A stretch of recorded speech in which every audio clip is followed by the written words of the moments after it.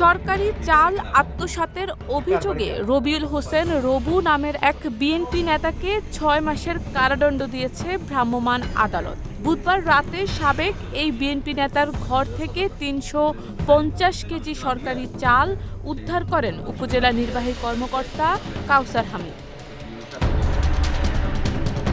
রবিউল হোসেন রবু গোবিন্দপুর দক্ষিণ ইউনিয়ন বিএনপির সাবেক সাধারণ সম্পাদক, বর্তমান ইউনিয়ন বিএনপির সদস্য।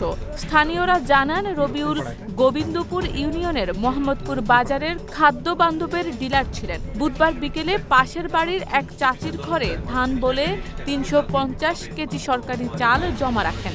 উদ্দেশ্য ছিল চালগুলো বিতরণ না করে আত্মসাৎ করার।